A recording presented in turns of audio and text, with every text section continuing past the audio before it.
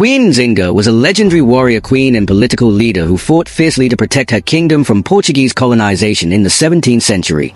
Born around 1583, Nzinga was a member of the royal family of the Kingdom of Ndongo, modern-day Angola, a powerful and strategic kingdom in Central Africa.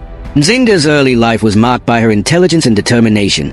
As the daughter of King Ngolambande, she grew up in a world where power struggles were constant, especially with the growing Portuguese presence in the region.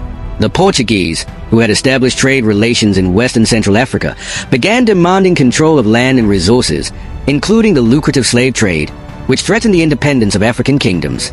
Nzinga's rise to power was not easy, and she navigated through a complex political landscape. Her father's death left the throne to her brother, but when he was defeated by the Portuguese, Nzinga took action.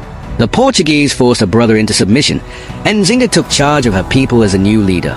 In 1624, the Portuguese advanced into the Kingdom of Ndongo, seeking to expand their colonial grip and dominate the slave trade.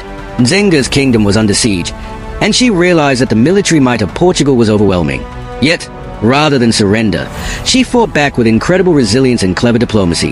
One of her most famous acts of resistance came during a diplomatic meeting with the Portuguese governor, João Correa de Sousa, in 1624. The Portuguese governor insisted that she sit on the floor while he sat on a chair. In a bold move to assert her authority, Nzinga ordered one of her servants to kneel and serve as her chair, allowing her to sit comfortably. This moment demonstrated her determination, intelligence, and refusal to submit to colonial authority. Nzinga did not only rely on military confrontation, she was a master strategist. She sought alliances with neighboring kingdoms and other African leaders to build a united front against the Portuguese. One of her significant alliances was with the Dutch, who were also competing with Portugal for control of trade routes and territories in Africa. Nzinga's diplomatic and military maneuvers, including her use of guerrilla tactics, made her a formidable opponent. In 1641, Nzinga achieved a significant victory by leading her forces in the Battle of Mbiwala, where she successfully repelled Portuguese forces. Her military skills and ability to rally her people earned her a reputation as a powerful and courageous leader.